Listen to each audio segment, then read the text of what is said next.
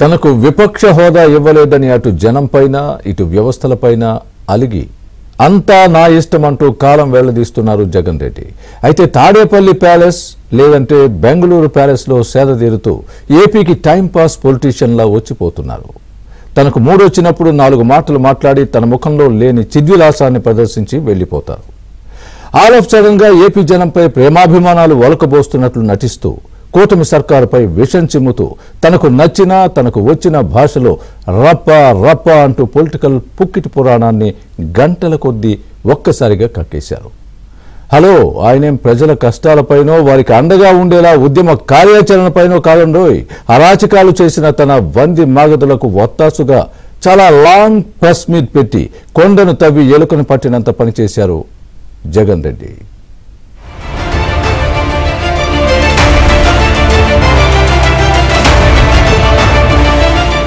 ఎవరైనా press meet ఎంతసేపు నిర్వహిస్తారు? ఓ అరగంట, మహా అయితే 45 నిమిషాలు. ఇంకా తోపు సబ్జెక్ట్ అనుకుంటే 1 గంట. మరి పులివెందుల ఎమ్మెల్యే జగన్ రెడ్డి 3 గంటల సుదీర్ఘ సుత్తి, ఆత్మస్తుతి, పరనింద చేస్తూ సొంత మీడియా ముందు సెల్ఫ్ డబ్బా కొట్టుకున్నారు. అసెంబ్లీకి రాకుండా అక్కడ ప్రశ్నించాల్సిన వాటిని ఇక్కడ ఏకరువు పెట్టారు. అది కూడా ఎప్పుడో ముగిసిన పెళ్లికి ఇప్పుడు బాజాలు కొట్టిన రేంజ్లో. కష్టాల్లో ఉన్న జనం దగ్గరకు వెళ్లకుండా చివరికో ఓటేసిన జనం బాగోగులు పట్టించుకునేంత తీరిక లేని పులివెందుల పులకేసి సొంత పేపర్, సొంత ఛానల్తో పాటు తన డబ్బా కొట్టే వారిని పిలిపించుకుని రాస్కో సాంబా అన్న రేంజ్లో ఆవకాయ నుంచి అంతరిక్షం దాకా చెప్పిందే చెప్పి విసుగు పుట్టించి ఏ సబ్జెక్ట్ చెబుతున్నారో అర్థం చేసుకునే లోపే మరో దాంట్లోకి వెళ్లి నస అంటారు చూడండి, ఆ రేంజ్లో అన్నమాట. ఒక రాజకీయ నాయకుడు ఎలా ఉండకూడదో అలా సోదంతా చెప్పి బెంగళూరు ప్యాలెస్ చెక్కేశారు జగన్ రెడ్డి.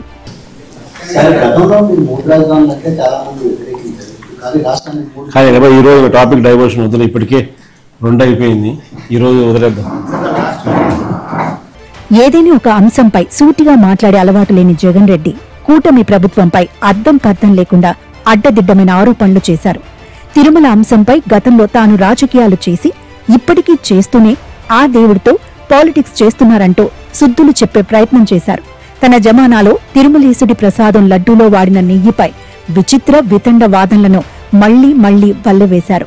తన హయాంలో లడ్డూ ప్రసాదంలో కల్తీ నెయ్యి కలపలేదన్న విషయం తప్ప అన్నింటినీ తిప్పి తిప్పి చెప్పే ప్రయత్నం చేశారు.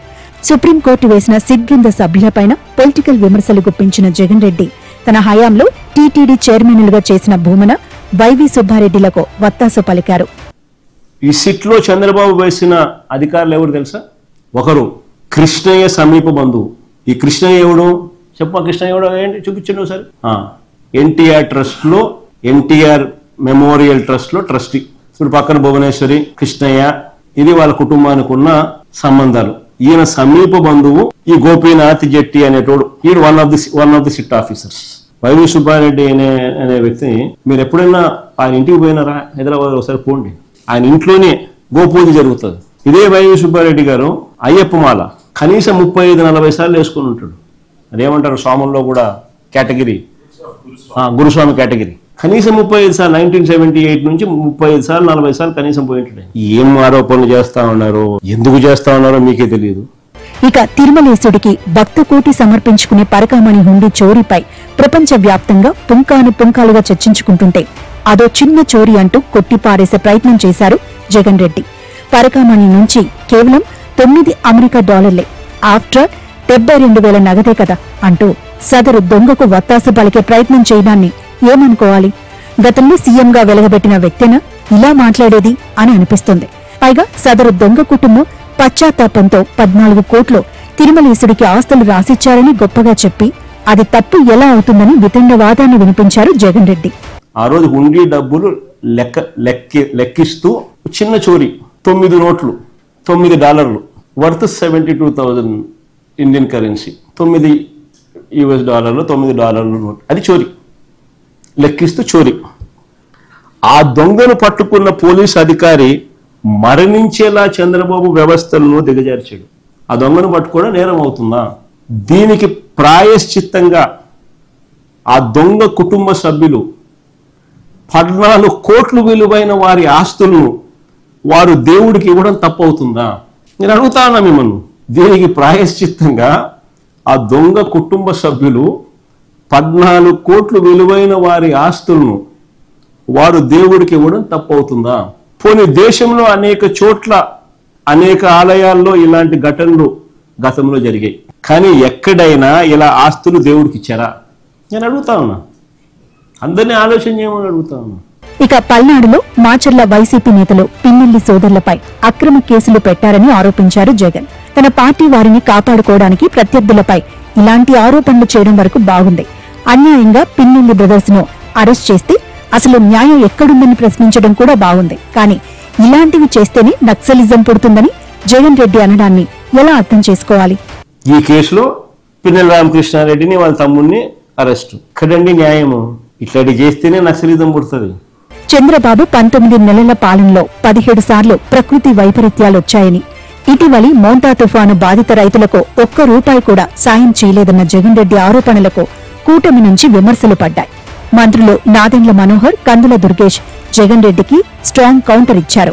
మా హయాంలో పండుగగా ఉన్న వ్యవసాయం చంద్రబాబు నాయుడు గారి హయాంలోకి వచ్చేసరికి అది దండుగలా మార్చిన పరిస్థితుల మధ్య ఈ రోజు రాష్ట్రంలో వ్యవసాయం కొనసాగుతా ఉంది. అసలు ఆ మోంతా తుఫాను వచ్చినప్పుడు మీ అందరికీ కూడా అవగాహన ఉండే ఉంటుంది. అసలు ఏ రకంగా దానికి బిల్డప్ ఇచ్చారని అంటే, తుఫాను కారణంగా నష్టపోయిన ఏ రైతుకు కనీసం ఒక పైసా సహాయం అందలేదు. ఆశ్చర్యం ఏమిటి అంటే, దాదాపుగా 15 లక్షల ఎకరాలను తగ్గించేసి 4-5 లక్షలు కుదించేసినారు. పోనీ కుదించిన దానికన్నా కానీ కనీసం నష్టపరిహారం ఇచ్చారా అని అంటే అది లేదు. 60 కిలోమీటర్లు 70 కిలోమీటర్లు రైతులు కష్టపడి తోలుకుని వెళ్తే మిల్లుల్లో జరిగే దోపిడీ ఆ రోజున మీకు తెలియదా? ఎంత నష్టపోయారో. మద్దతు ధర గురించి మాట్లాడుతున్నారు ఈయన.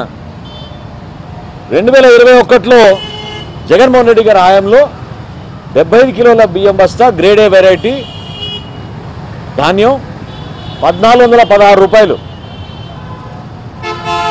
అది చివరి సంవత్సరంలో ₹1,652.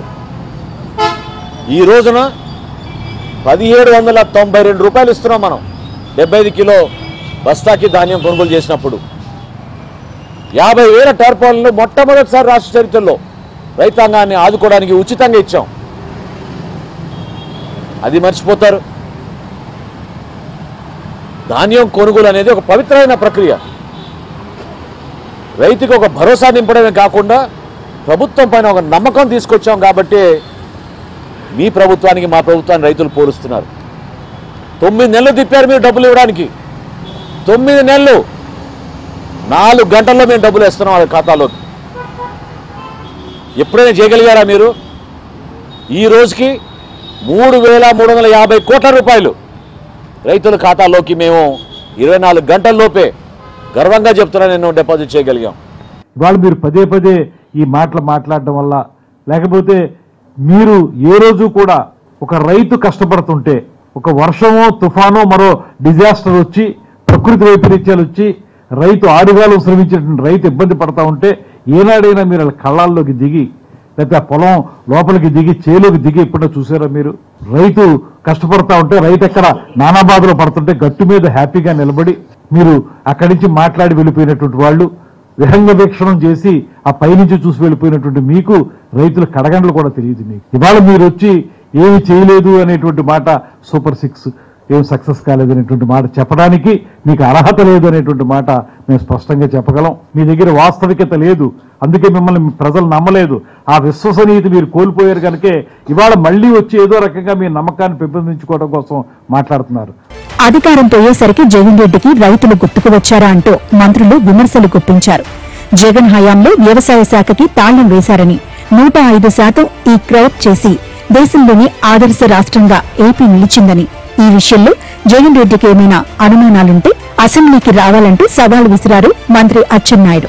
ధాన్యం కొనుగోళ్లలో జగన్ జమానాలో అవినీతికి పాల్పడితే చంద్రబాబు సర్కార్ చర్యలు చేపట్టిందన్నారు హోంమంత్రి అనిత.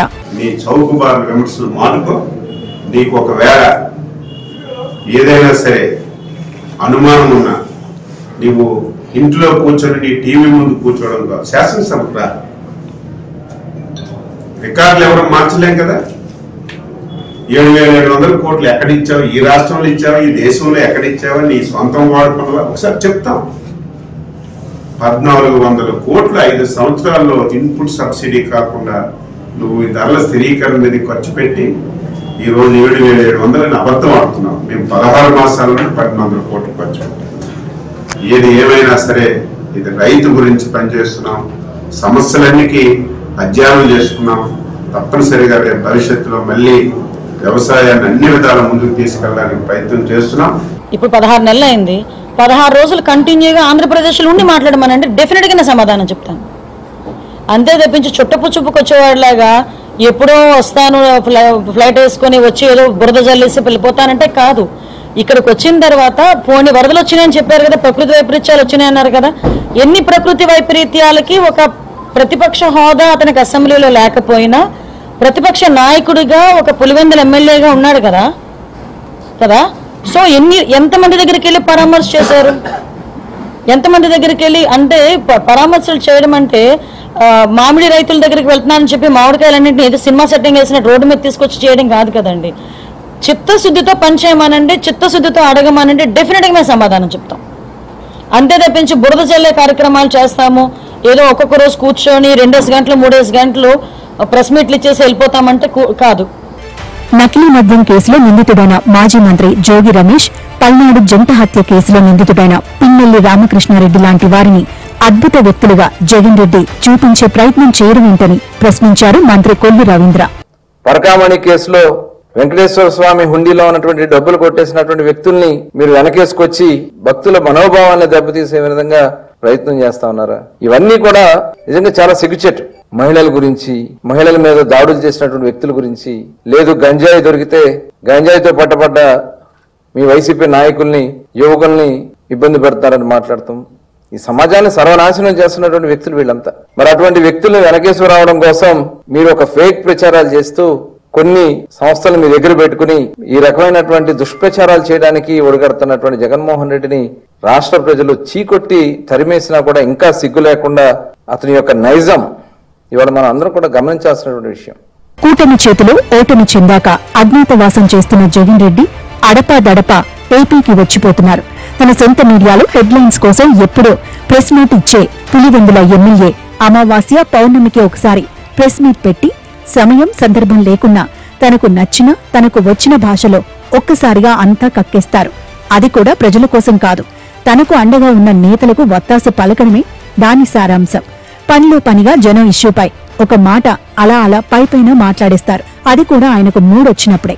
ఏపీ నుంచి ఇప్పుడు తుర్రుమన్న ఈ రాజకీయ పక్షి జనానికి మళ్లీ దర్శన భాగ్యం ఎప్పుడు కల్పిస్తారో చూడాలి.